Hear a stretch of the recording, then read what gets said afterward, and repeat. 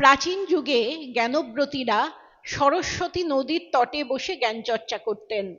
নদীটি বিলুপ্ত হয়েছে, কিন্তু তাদের মানস চৈতন্যে সেটি ধরা দিয়েছে মা রূপে আর জ্ঞানদাত্রী রূপে। নদী তো আমাদের কাছে মায়েরই মতন, কারণ নদীর দাক্ষিণ্যে আমাদের জীবন চর্চা চলে, আর সবার হাতে খড়ি তো মায়ের কাছেই হয়।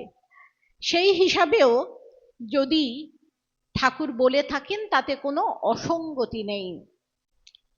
আর শ্রী শ্রী চণ্ডীতে বলা হয়েছে মহামায়ারই তিনটি রূপ, মহাকালী, মহালক্ষ্মী, মহাসরস্বতী। মাই স্বয়ং মহামায়া, এটি তিনি বিভিন্ন সময় বিভিন্নভাবে বলেছেন। মায়ের মধ্যে যে রূপটা সর্বদা প্রকাশিত হয় সেটি অন্নপূর্ণার রূপ। মা সন্তানকে খুব খাওয়াতে ভালোবাসতেন। যিনি সন্তানকে অন্ন দান করে ক্ষুধাহরণ করেন তিনিই তো অন্নপূর্ণা। আমরা অন্নদামঙ্গল কাব্যে দেখি যে মা অন্নপূর্ণা ছদ্মবেশে ঈশ্বরী পাটনি মাঝির নৌকায় গিয়ে বসলেন। যখন মাঝি বুঝতে পারলেন তখন বললেন, আমাকে বর দাও। মা বললেন, বলো কি বর চাও? মাঝি বলেছিলেন, আমার সন্তান যেন থাকে দুধে ভাতে। সারদা দেবী চিরকাল তাই চেয়ে এসেছেন। দিনের পর দিন ছেঁড়া শাড়ি পরেছেন, না খেয়ে থেকেছেন, কিন্তু জীবনে একটাই কাম্য, একটাই প্রার্থনা, আমার সন্তান যেন থাকে সুখে। শ্রীরামকৃষ্ণ যখন কাশীপুরে অন্তিম শয্যায়, তিনি তার ভাবী সন্তানদের পাঠিয়েছিলেন মাধুকরী ভিক্ষায়। তারা প্রথমেই ভিক্ষাপাত্র নিয়ে এসে দাঁড়িয়েছিলেন মাতা ঠাকুরনীর দোরগোড়ায়, নরেন, রাখাল, বাবুরাম সবাই। মা তাদের 1 টাকা দিয়েছিলেন, অর্থাৎ যে অমৃতত্ব আহরণ ও বিতরণের উত্তরাধিকার তারা পেয়েছেন গুরুদেব শ্রীরামকৃষ্ণের কাছ থেকে, তা 16 আনা সেদিন জয়যুক্ত হয়েছিল। শঙ্কর যে অন্নপূর্ণা স্তোত্র রচনা করেছেন তাতে তিনি লিখেছেন, নিত্যানন্দ করি, বরাভয় করি, সৌন্দর্য রত্না করি, নির্ধুত অখিল ঘোর ও পাবন করি, প্রত্যক্ষ মাহেশ্বরী। শ্রী শ্রী মায়ের ক্ষেত্রেও আমরা দেখি মায়ের কাছে যারাই এসেছেন তারা আনন্দ নিয়ে ফিরেছেন। তিনি অভয়দাত্রী, তিনি আত্মিক সৌন্দর্যের সাগর। এই যে ঠাকুর বলছেন মা রূপ ঢেকে এসেছেন, জগৎ প্রত্যক্ষ করছে আত্মার মহাবিকাশ, এবং তিনি ঘোরতর পাপীকেও তার পাবনী শক্তি দিয়ে উদ্ধার করেন। তিনি স্বয়ং মাহেশ্বরী। মা শুধু সন্তানকে রেঁধে বেড়ে খাইয়েই সন্তুষ্ট থাকতেন না, তিনি তাদের উচ্ছিষ্ট পরিষ্কার করতেন। অব্রাহ্মণের উচ্ছিষ্ট পরিষ্কার করছেন দেখে ভাইজি নলিনী দিদি বলেছিলেন, 36 জাতের এটুকু উঠছে। মা বলেছিলেন, 36 কোথা, সবই যে আমার। এ যেন শ্রী শ্রী চণ্ডীতে বর্ণিত দেবী অম্বিকার কথার প্রতিধ্বনি আমরা শুনলাম। আদ্যাশক্তি মহামায়া দেবী অম্বিকা যখন অসুরদের সঙ্গে যুদ্ধ করেছিলেন, তখন শুম্ভাসুরের অভিযোগ ছিল যে দেবী একা আসবেন বলে অনেক নারীকে সঙ্গে নিয়ে যুদ্ধক্ষেত্রে এসেছেন। তখন দেবী বলেছিলেন, একই বাহং জগত্তত্র দ্বিতীয়া কামমা পরা। এই জগতে আমি একাই, আর যারা আছেন তারা আমার অংশ মাত্র, বিভূতি মাত্র। সেই একই কথা আমরা শুনলাম মায়ের কাছ থেকে। তৎসৃষ্টুয়া তদেব অনুপ্রাবিশৎ। এই জগৎ সৃষ্টি করে তিনি এই জগতে আবির্ভূতা হয়েছেন। একবার মা গেছেন কাশীতে, তার পরনের শাড়িটা ছিঁড়ে গেছে। তিনি বারবার গোলাপ মাকে বলছেন সেটা সেলাই করে দিতে। তাই দেখে এক অজ্ঞ নারী বলেছিল, মা আপনি দেখছি ঘোর মায়ায় বদ্ধ। মা বলেছিলেন, কি করব মা, আমি যে নিজেই মায়া। তিনি মহামায়া, আবার তিনি কালী, তিনি মহাকালী। তিনি বলেছেন, লোকে বলে কালী। শিবুদাদা যখন বলছেন, খুড়ি বলো তুমি কে, তিনি বলেছিলেন লোকে বলে কালী, এবং সেই ডাকাত দম্পতি তাকে কালী রূপে দর্শন করেছিলেন। নিশিকান্ত মজুমদার তিনি চাকরি নিয়ে গেছেন রাঁচিতে। সেখানে তিনি দেখছেন যে একটা সংঘ, সেখানে ঠাকুরমা স্বামীজির বই পড়া হয়, ভজন কীর্তন করা হয়, এবং সংঘের যারা সদস্য তারা বেশিরভাগই রাজা মহারাজের আশ্রিত। তিনি রাজা মহারাজকে চিঠি লিখেছেন, কোনো উত্তর পাননি, খুব হতাশ। তখন একদিন রাত্রে তিনি স্বপ্নে দেখছেন যে চতুর্ভুজা কালীঘাটের মা কালী তিনি রূপান্তরিত হলেন দ্বিভুজা মূর্তিতে। তার পরনে সাদা শাড়ি, নরুন পার, দুই হাতে দুটো বালা। তিনি বললেন মন্ত্র নেবে? তারপর তাকে মন্ত্র দিলেন এবং কিভাবে জপ করতে হয় সেটাও দেখিয়ে দিলেন। পরবর্তী সময় তিনি যখন গেছেন জয়রামবাটিতে, দেখেছেন সেই স্বপ্নে দেখা দেবী হচ্ছেন শ্রী শ্রী মা, তিনিই কালী। একবার একজন তাকে জিজ্ঞাসা করছেন, মা আপনি তো ভগবতী, তাহলে এই যে সবসময় বাসন মাজেন, ঘর ঝাড় দেন, রান্না করেন, এ কি মায়া? তিনি বলছেন মায়া ছাড়া কি, আমি তো বৈকুণ্ঠে লক্ষ্মী হয়ে নারায়ণের পাশে বসে থাকতে পারতাম। ভগবান নরলীলা করতে ভালোবাসেন, তাই আমার এই দশা। অর্থাৎ তিনি নিজ মুখে প্রকাশ করছেন তিনি বৈকুণ্ঠের লক্ষ্মী। মনমোহন মিত্র ধ্যানে তাকে লক্ষ্মী রূপে দেখেছিলেন। মা লক্ষ্মীর পদ্মপ্রীতির কথা সবাই জানে। রাধুতির বিয়ের সময় একজন ব্রহ্মচারী খুব পরিশ্রম করেছিলেন, তাকে শরৎ মহারাজ বলেছিলেন এবার 108টা পদ্ম দিয়ে মায়ের চরণ বন্দনা করলে তোমার পরিশ্রম সার্থক হবে। তিনি আবার মহা সরস্বতী। ঠাকুর তাকে ষোড়শী রূপে পূজা করেছিলেন। আমাদের খুব ভাবলে অবাক লাগে যে দশ মহাবিদ্যার ষোড়শী রূপটি কেন বেছে নিলেন।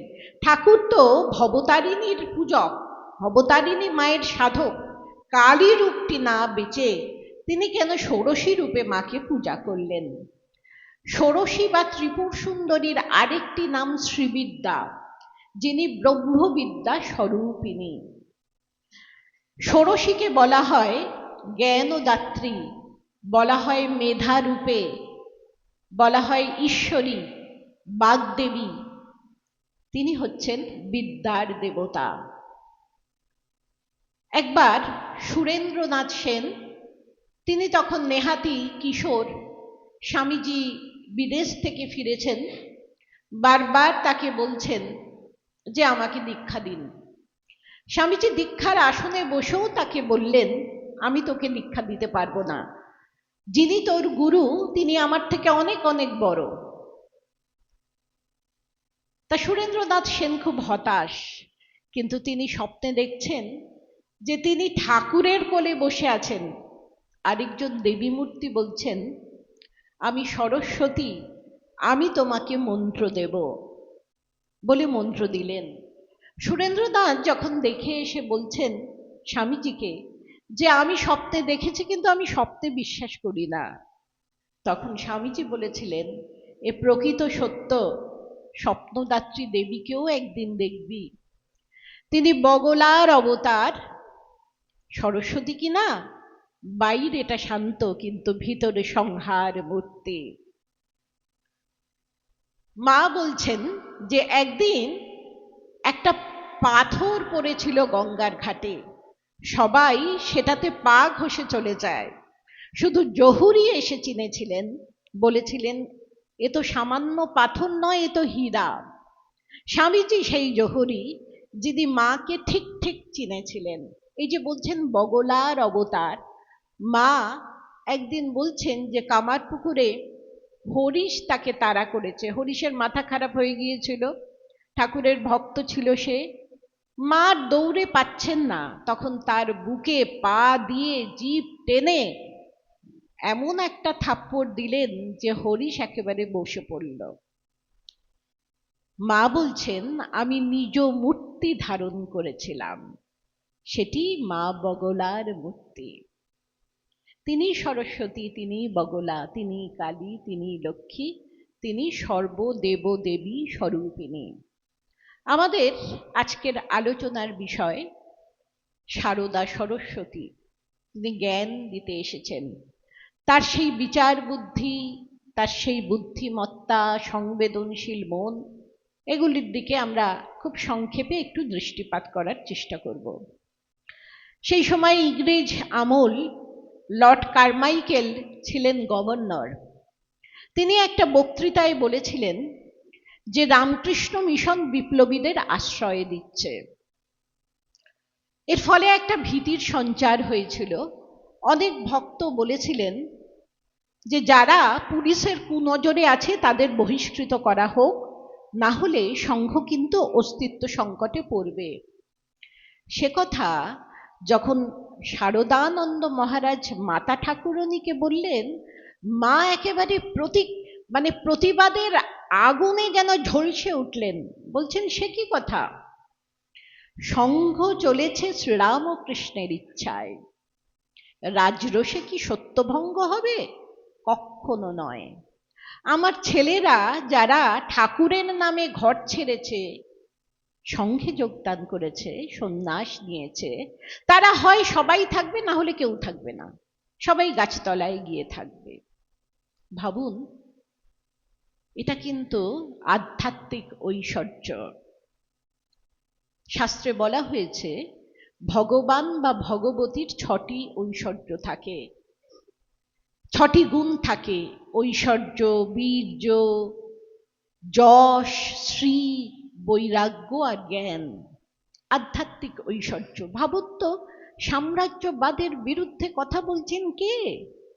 যিনি কিনা 1000টা গিট দিয়ে শাড়ি পরেন, যিনি কিনা প্রতিদিন অন্নই জোটে না তার, আর ভাত জুটলে তার সাথে নুন জোটে না, সেই অন্নটি জোটাবার জন্যে পরের ঘরে শ্রম দিতে হয়, ধান ভাঙতে হয়।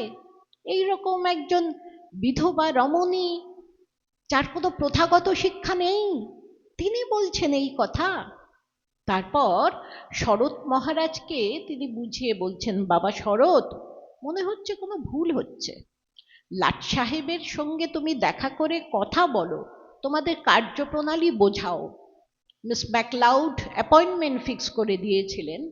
শরৎ মহারাজ বোঝালেন, এবং লর্ড কারমাইকেল শুধুমাত্র দুঃখ প্রকাশ করেননি, সেই বক্তব্যটা, সেই বক্তৃতাটা তিনি প্রত্যাহার করেছিলেন।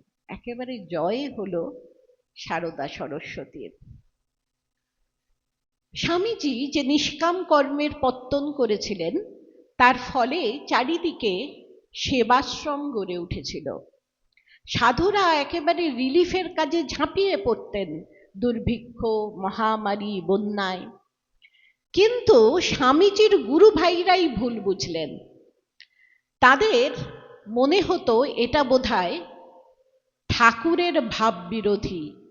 সাধুরা জপ ধ্যান করবে, সাধনা করবে, হিমালয়ে গিয়ে দিনের পর দিন শাস্ত্র চর্চা করবে, তারা কেন রোদে পুড়ে জলে ভিজে বাড়ি তৈরির কাজ দেখাশোনা করবে বা বই বিক্রি করবে? কিন্তু মাতা ঠাকুরণী সব সংশয়ের সমাধান করলেন। তিনি কাশী সেবাশ্রমে গিয়ে নারায়ণ জ্ঞানে রোগীদের সেবা দেখে বললেন যে আমার ছেলেরা এদের সেবা করে প্রকৃতপক্ষে ঠাকুরেরই সেবা করছে। আমি দেখছি সর্বত্র শ্রীরাম ও কৃষ্ণ বিরাজ করছেন। ব্যাস, সব সংশয়ের সমাধান হলো। মায়াবতীতে যখন স্বামীজি গিয়েছিলেন, কারণ মায়াবতী আশ্রমটি করেছিলেন Mr and Mrs Sevier. Mr Sevier গত হয়েছেন। মিসেস সেভিয়ারকে সান্ত্বনা দিতে সেই ডিসেম্বর মাসে ঠান্ডায় মায়াবতীতে তিনি গেছেন। গিয়ে দেখছেন যে কয়েকজন সাধু, কয়েকজন, তারা ঠাকুরকে ফুল, মালা, মিষ্টি দিয়ে পুজো করছে। স্বামীজি চেয়েছিলেন মায়াবতী আশ্রমটা একেবারে অদ্বৈত আশ্রম থাকুক, সেখানে অদ্বৈত ব্রহ্মের উপাসনা হবে, সেখানে শাস্ত্রপাঠ হবে, জপ ধ্যান হবে। তা তিনি কঠিন ভাষায় সমালোচনা করেছিলেন এবং স্বামীজির দেহান্তের পর এই যে দ্বৈতবাদী সাধুদের মধ্যে একজন মাকে চিঠি লিখলেন। চিঠিতে তিনি লিখেছিলেন যে রামকৃষ্ণ সঙ্ঘে প্রভুই তো সব, তাকে না হয় একটু ফুলমালা দিয়ে পুজো করেছি, সেটা কি এতটাই অন্যায়? মা সঙ্গে সঙ্গে উত্তর দিলেন যে শ্রীরামকৃষ্ণ অদ্বৈত, তাই তোমরা সবাই অদ্বৈতবাদী। ভাবলে অবাক লাগে না? ঠাকুর অপ্রকট হলে মা তো সারাদিন সেবা পূজাই করতেন ঠাকুরের। যখন কোথাও যেতেন ঠাকুরের পট্টি নিয়ে যেতেন, আর নিজে রান্না করে খাবারটা সামনে রেখে বলতেন, আজ এটুকুই মেপেছ, গরম গরম দুটো খেয়ে নাও।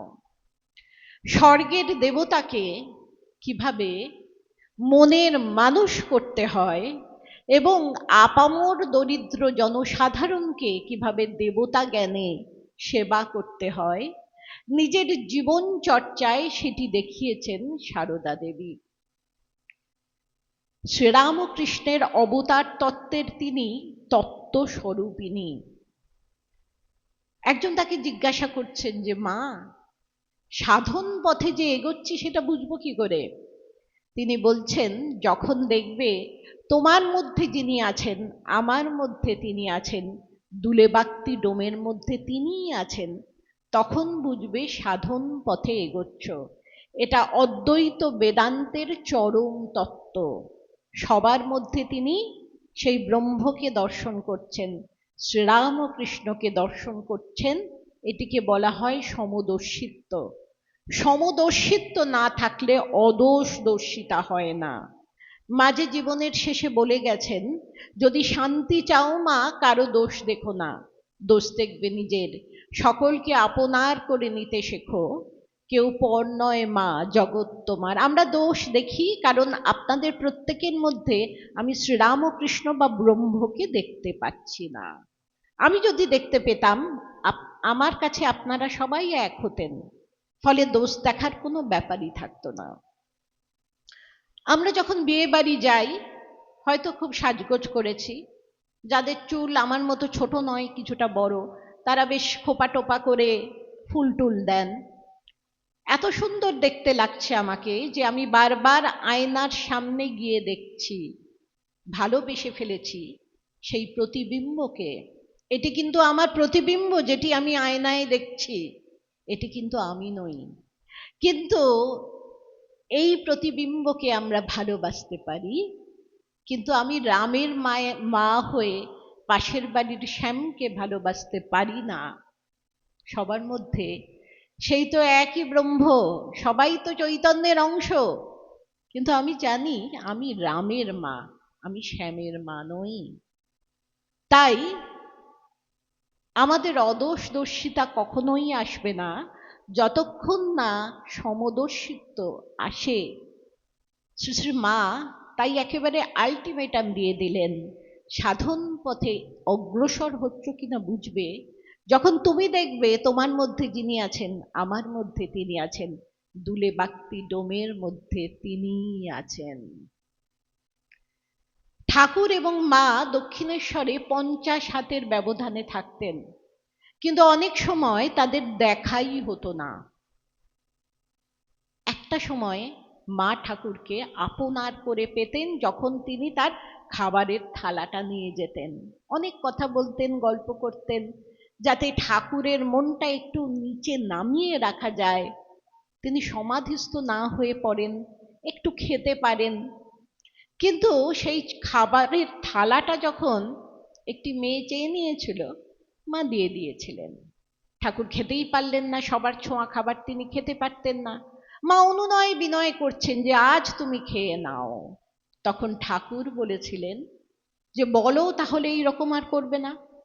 মা বলেছিলেন আমি পারবো না, মাতৃত্বের সঙ্গে কোনো আপোষ নেই, আমাকে মা বলে ডেকে কেউ কিছু চাইলে আমি না বলতে পারবো না। তুমি তো শুধু আমার নও, তুমি সবার, অর্থাৎ চাঁদা মামা সকলের মামা, তিনি সকলের ঈশ্বর। শুধুমাত্র তাই নয়, পরবর্তী প্রজন্ম যাতে শ্রীরামকৃষ্ণকে গড ইনটক্সিকেটেড পার্সন মনে না করেন।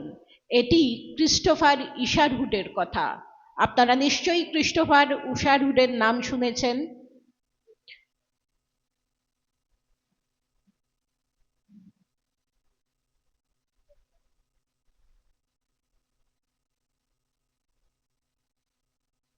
যারা ক্রিস্টোফার ইশারহুডের নাম শুনেছেন তারা জানেন তিনি শ্রীরামকৃষ্ণের জীবনকে ফেনোমেনন বলেছেন।